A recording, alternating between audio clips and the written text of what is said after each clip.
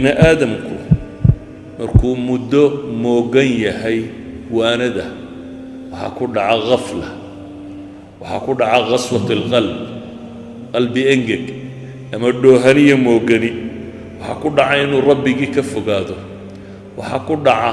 xubbu dunya dhanka kale inuu u socdo ah adduun jacayl waxaa ku dhaca inuu dunuubta uu dhumbado ama se uu galo walidaalika aadanuhu kama maarmo marnaba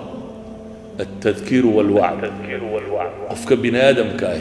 مرنا كما مار موانو عضد ومواندو ووحشاق وحلوقاته وحلا إذا قفك بني آدم كا مر عقل قيسال لهد الله وشيء دلدي سيا وحسوق يا لغا ورما مركا وحيد هذا هذا المنطقية وعقلك لو الرمية مرنا قلبي قال لها الله وقفك بني آدم كوجدان كيسية الضمير كيسية الدرين كيسة إحساس كيسة يا رب سبحانه وتعالى لها الله ووحكينا عبصدة هي بقها هي الرجدة هي حبك هي كرهك هي وحي اللمدة انت بدن أعمال القلوب وحبضنا كصاب سني ومن هذا الباب إنساكم مركز إلهي سبحانه وتعالى قرآن كمركو ينوت الماما يو سيددتك الدين تلوغي يريو حتى الماما يدعو إلى سبيل ربك بالحكمة والموعظة الحسنة وجادلهم بالتي هي أحسن رب سبحانه وتعالى وحتى الماما يدتك وير ألا دينتي ألا كتابك إلهي طريقيس وحانا دغو يردها دغو أديكسانية أسلوب الحكمة أضمانك الله هضليا حكمة أديكسانية وحقلق بنادم كقنعين كنا هي والموعظة الحسنة بإلهيري وانا دفي عن وانا في عن واني برب إليه سبحانه وتعالى إلهي بادنا وحكت المامية كلا بران على قلوبهم ما كانوا يكسبون قولها إلهي تلمامي يا قلبي ود حليستي الرانك هو دحلك كروش ضد سدى دحل وقلبك كفولي وحان الدحلك الصبابي با إلهي لي سبحانه وتعالى وحي كسبني ولذلك علماء وحي هذا من أصول الكتب المنزلة كتب تألا سودة شيء لما أنتو وحيابه كل واقع كتب السماوي وعد باك وضمدها وإلهي سبحانه وتعالى قرآن كمركو كور رميو سببها اللسود شيء وحكم دبا إلهي لي يا أيها الناس قد جاءتكم موعظة من ربكم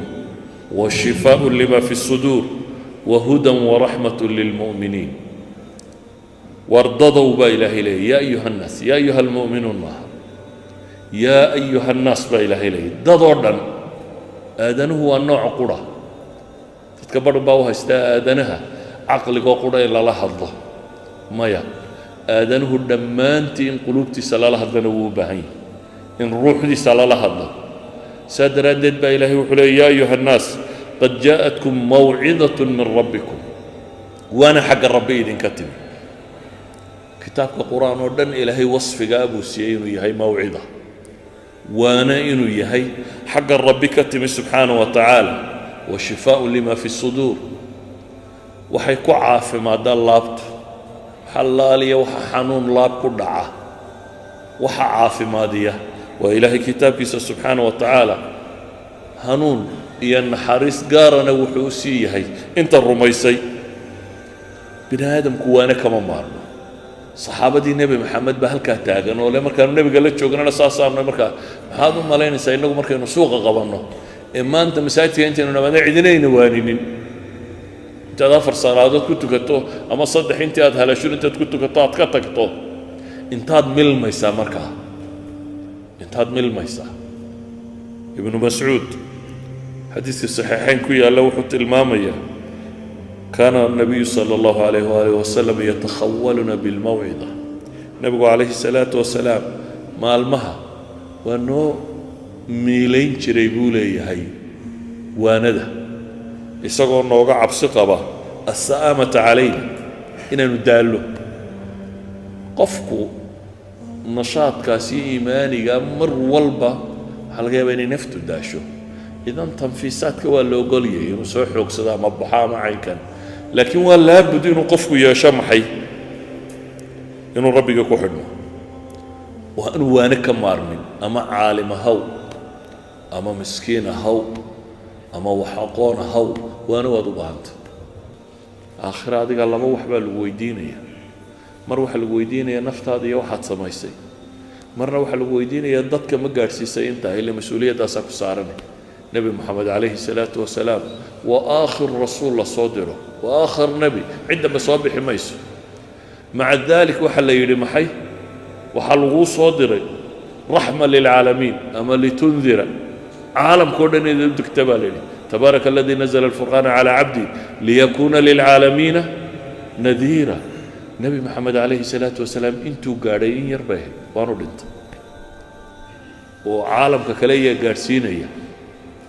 inagu inugu yidhi balliquu canii walow aaya allahuma fashhad buu dabeetana yidhi inagu inugu yidhi dadka kale gaadhsiiya diinta ilaahu markhaati ka ahu inaan weliba gaadhsiiyo u sheegay buu nebigu yidhi calayhi salaatu wasalaam markhaatigana waa u fureen saxaabadii waxaanu makuu markhaati furaynaa bay leeyahay annaka qad ballaqta wanasaxta inaadna soo gaadhsiisay